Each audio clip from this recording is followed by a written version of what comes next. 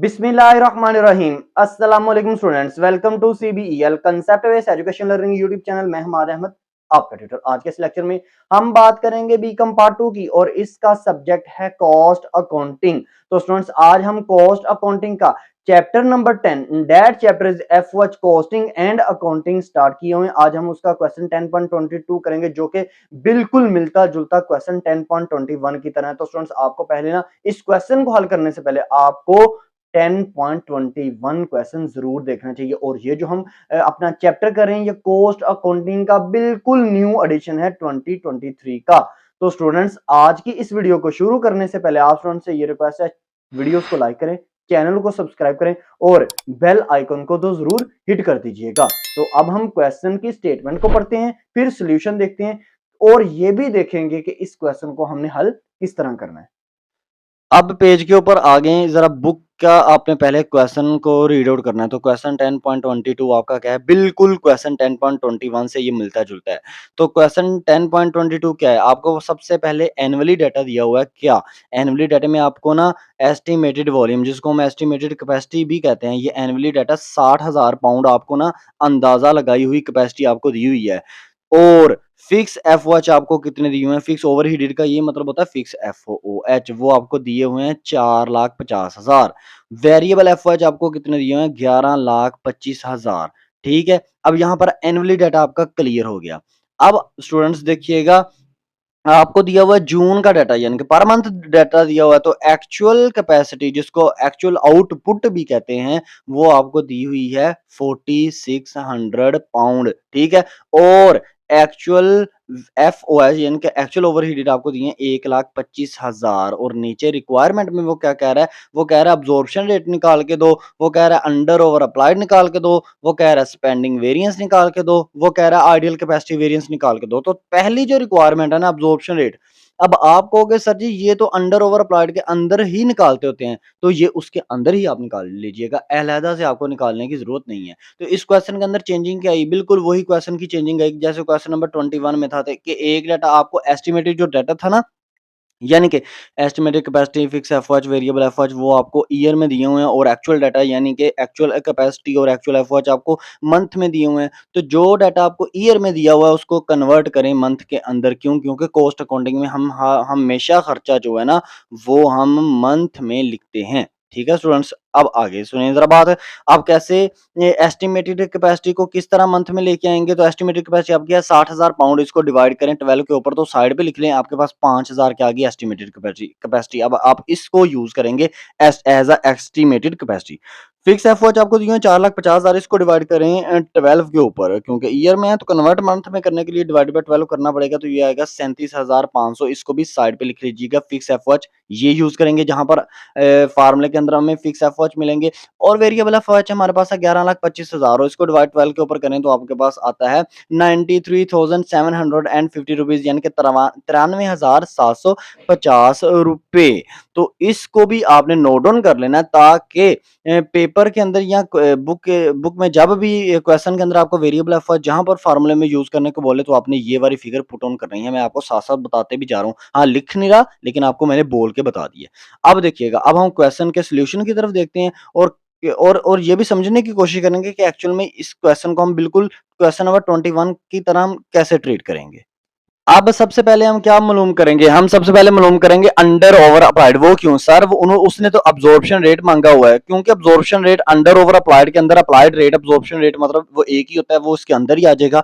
तो आप स्टूडेंट चाहे अलहदा से इसको निकाल लें या चाहे आप इसको अंडर ओवर अप्लाइड के अंदर ही निकाल लें, तो फार्मूला बिल्कुल अब्जॉर्प्शन रेट यानी कि एफओएच अप्लाइड रेट का वही रहता है, capacity attain multiply sorry capacity attain कह रहा हूँ, total estimated FOH divided total estimated capacity. ठीक है ना। तो अब हम सबसे पहले अंडर ओवर अप्लाइड निकालते हैं, तो उसका फार्मूला क्या होता है, actual FOH less applied FOH. Actual FOH में दिए हुए हैं 1,25,000, अप्लाइड एफओएच मैंने निकाले हुए 1,20,750। तो सर ये आपने कैसे निकाली है, यही आपको बताने लगा हूं। देखिएगा, अप्लाइड एफओएच का formula capacity attain multiply by FOH absorption rate. Capacity attain को कहते हैं एक्चुअल कैपेसिटी, एक्चुअल कैपेसिटी का दूसरा नाम है।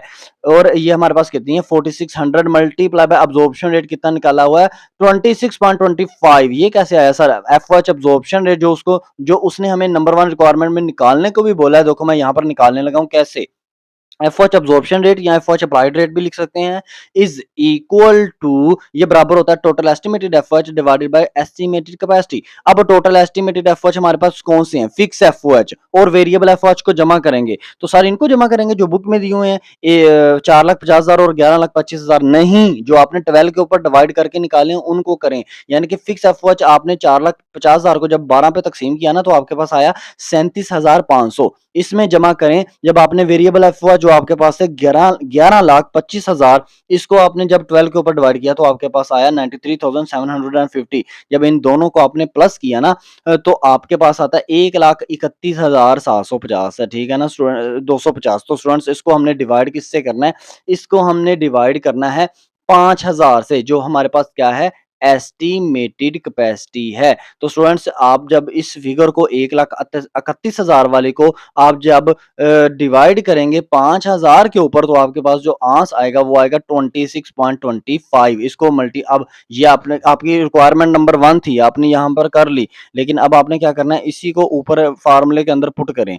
तो ये आपके पास फार्मूले में कैसे आएगी, कैपेसिटी अटेन आपके पास कितनी थी 4600, इसके साथ मल्टीप्लाई आपने करना है 26.25, तो आपके पास आंसर क्या आएगा, 1,20,750 रुपए। अब आपने ना, अब आपने एक्चुअल एफओएच है 1,25,000, उसमें से माइनस करें 1,20,750, तो स्टूडेंट्स आपके पास जो आंसर आता है ना वो आता है 4,250 रुपए। ये अब आपके पास क्या आएगा, अंडर अप्लाइड आएगा, ये आपके पास अंडर अप्लाइड है, ठीक है ना। अंडर अप्लाइड सर कैसे, क्योंकि एक्चुअल एफओएच है 1,25,000, अप्लाइड एफओएच है 1,20,750, तो स्टूडेंट्स ये आपके पास हमेशा अप्लाइड एफओएच एक्चुअल से कंपैरिजन करें तो थोड़े आए हैं, ठीक है ना, तो अंडर अप्लाइड आप लिखेंगे। इसके बाद देखिएगा आपका नेक्स्ट रिक्वायरमेंट आपके पास क्या थी, स्पेंडिंग वेरिएंस। तो स्पेंडिंग वेरिएंस का क्या फार्मूला होता है, budgeted FOH less actual FOH. तो बजटेड एफओएच आपको नहीं दिए हुए पेपर क्वेश्चन के अंदर, एक्चुअल एफओएच आपको दिए हुए 1,25,000, तो सर आपने ये बजटेड एफओएच कैसे लेके आए,